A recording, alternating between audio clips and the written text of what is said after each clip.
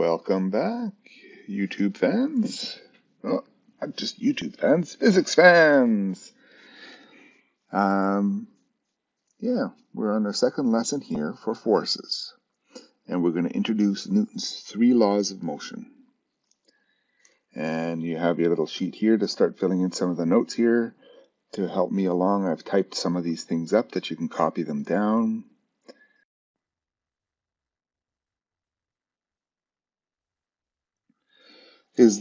Has the nickname the law of inertia. An object will maintain a constant velocity until an unbalanced outside force acts upon it. Or, another way to look at it a little bit more detail, because what is a constant velocity? An object at rest will remain at rest, while an object moving at a constant velocity will continue to move in that fashion. Oh, there's my clock. You tell me what time that is. And will continue to move in that fashion until it is acted upon by an outside, unbalanced force. Okay? But now that you've memorized it, or will memorize it, let's just take a look at what it means. There's our object. It has a mass. What is its mass? Its mass is 50 kilograms. Okay? And we want to see some values of this and the speed. Right now, it's at rest. So we're not pushing on it, and it sits at rest. If I push on it, let's push with 50 newtons, it starts to move. You can see the speed up. It's speeding up. And now I tell it not to do any force. There you go. He's not doing any force. He slides along. It's not changing in speed. So the object will continue to move. It'll push more. Now it's going faster.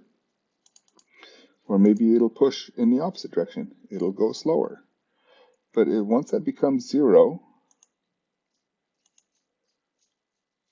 the object moves at a constant speed.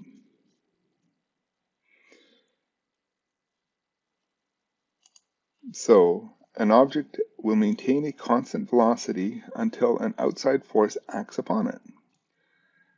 An object at rest will remain at rest, and an object at constant velocity will continue to move in that fashion.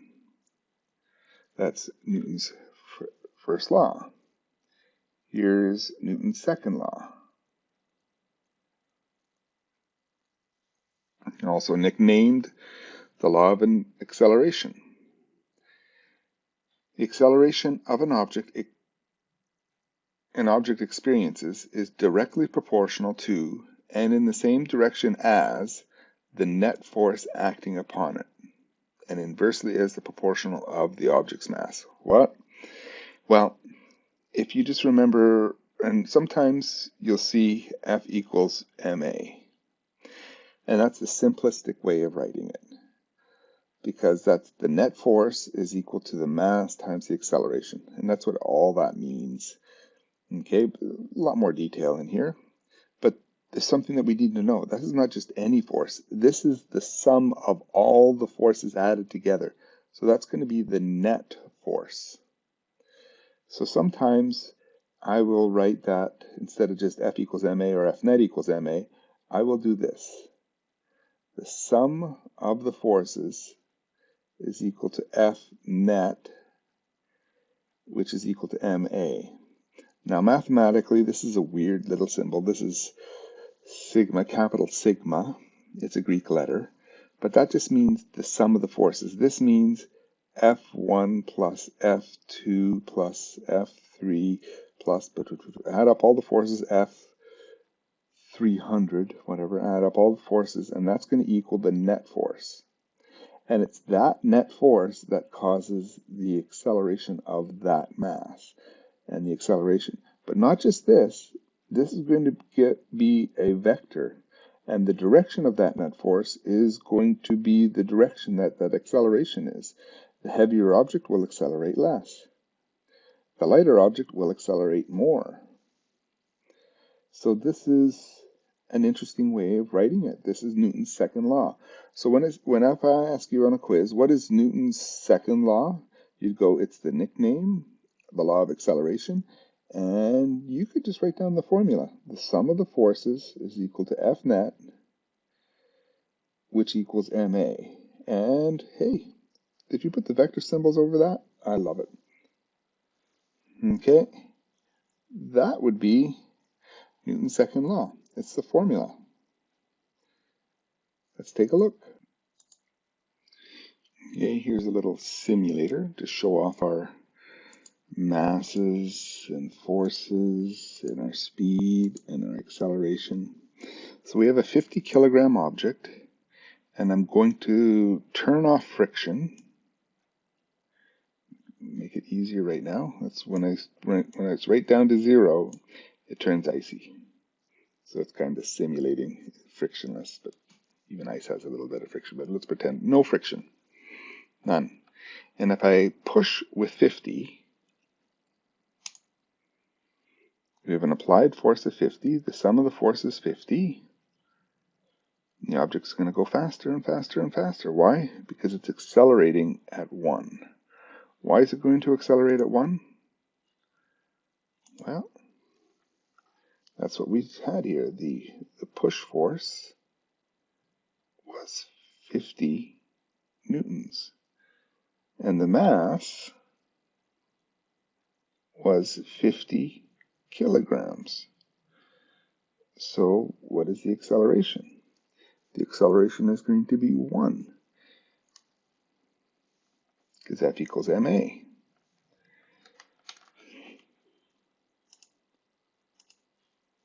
Continue on. And going faster and faster and faster. Now, if I tell him to stop, boom, the acceleration is now 0. The sum of the forces is equal to 0. There actually are no forces acting on it. So the net force is 0. The acceleration is therefore 0. And the acceleration, the speed stays constant. Okay, as this is going along, let's add some friction here. Let's add 91 newtons. At 91 newtons, it's 1.82 backwards. Pause it there just so that we can hold it. 1.82 meters per second backwards, and the speed was decreasing, and I just paused it, and the speed would just happen to be 1.82 that way too. That's still moving forward. So let's just go back and take a look. Okay, just kind of understand. F net equals ma. This is still 50 kilograms. There is now no push force, but there was a frictional force. The frictional force was 91 newtons, but it was that way. It was a direction slowing it down, yet it was moving this way. Okay? So A is going to be this force, because that's the only force acting on it, no more push force. So that's the sum of the forces. So that force all over the mass. Then the net force was all the forces, which is just 91,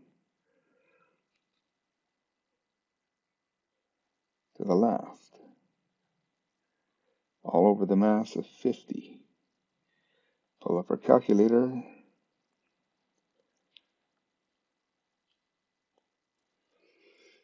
(91) divided by 50. The acceleration was 1.82 meters per second squared, and it counted as negative because the direction of motion was positive. So this became a negative acceleration. The better one would have been saying positive to the left.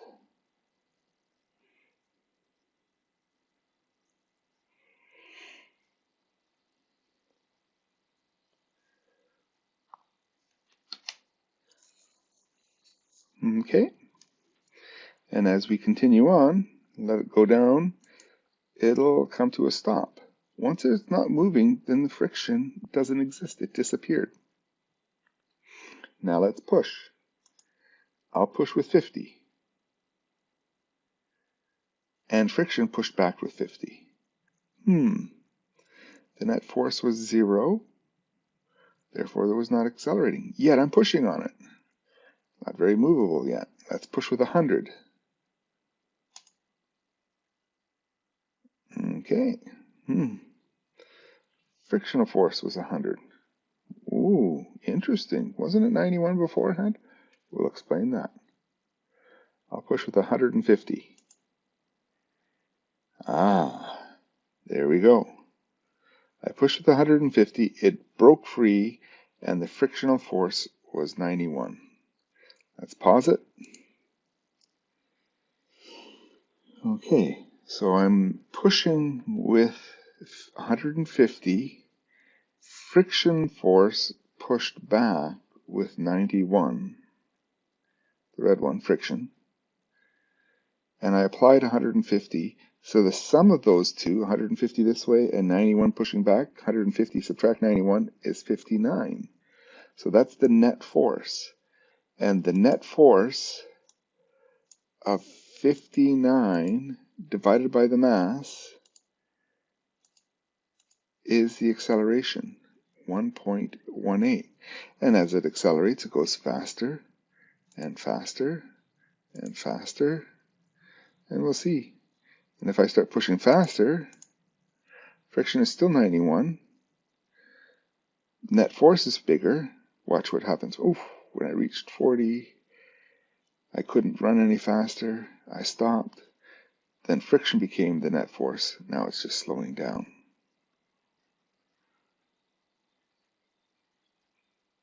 And if I play God here and take no friction,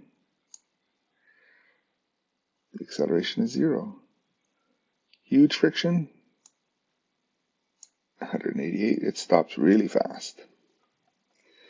Good.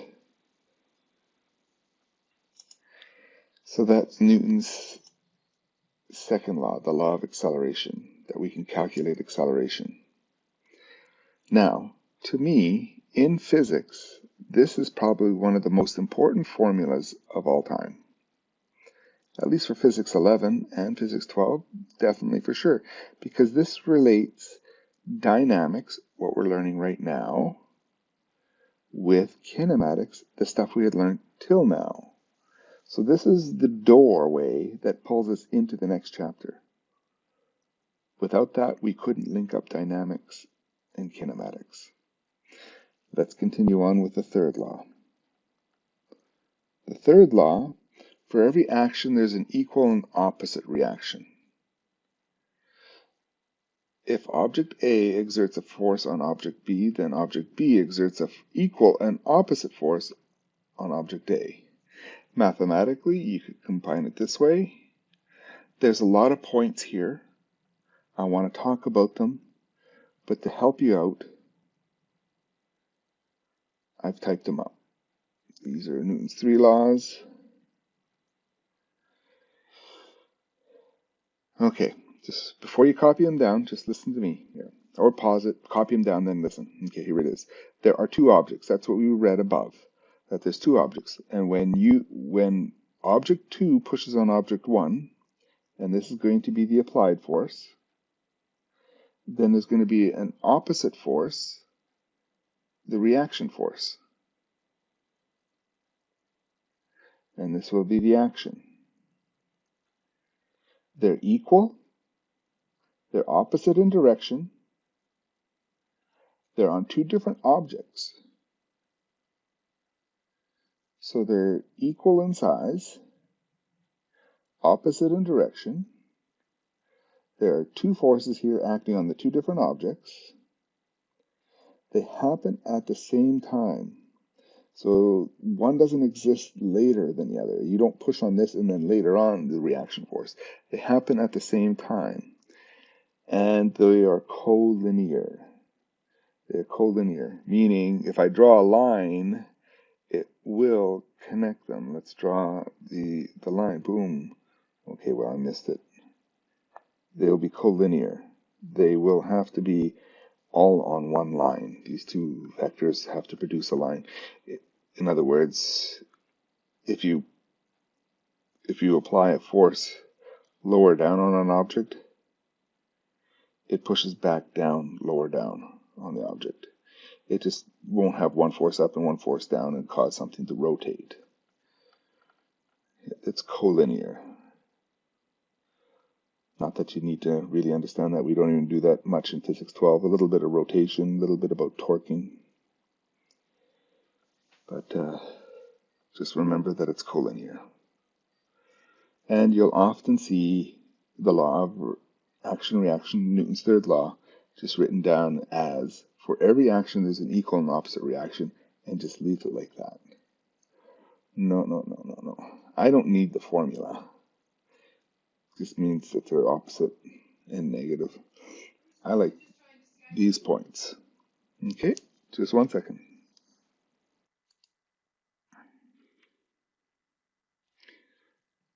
So if object A exerts a force on object B, then B exerts the equal but opposite force on object A. And these two forces are on two separate objects. Okay, so this force causes this guy to move, and this force causes this guy to move. So sometimes we'll just go F equals ma and just look on this guy. And sometimes we'll go Fm equals and just look on this guy. Or sometimes we'll look at it as what's happening with the complete system. It's like you pushing on a wall. You don't think that the wall pushes back, but it does. It does. Number one, you feel it. Number two, put yourself on a skateboard and then push on the wall. All of a sudden, you're moving away from the wall. What was the force on you that moved you away from the wall? The wall pushed on you. You pushed on the wall pushed on you. Now take two people, each standing on their own skateboard. One pushes on the other. What happens? Well, you're not tied together, so object 2 moves away, but you also move backwards, away from the way you pushed. Why? Because as you pushed on one, actually, this is the action force, you pushed on this guy, he moves away, but then you move the opposite way. And the force here was equal to the force there. That's Newton's third law. Okay, so what do you do now? Well, let's go back to the notes. Okay, you should read through this. This is all the good physics stuff. Now, as you read through it, you'll go, oh, this is what's first law. Oh, this is the second law. Oh, this is the third law. As you read through this. Okay, and then there's terminology. Fill in the blanks. There are 24 words, 24 sentences, but you might not use all of them, and you might use some of them twice. So don't just cross them out and think that it is. And fill in what you can. You might not know it all right now, so you might have to skip a couple of them and see what you can get done. Then we're going to have another lesson, and after that next lesson, we'll come back to here, and you'll have more of them filled in. You'll be able to do them. So try to do as many as you can right now. Anyways, thank you very much. Subscribe, like the video. Give me your PIN number in the comments below. Oh, don't do that. Okay, anyways, chat later. Here's the dingo.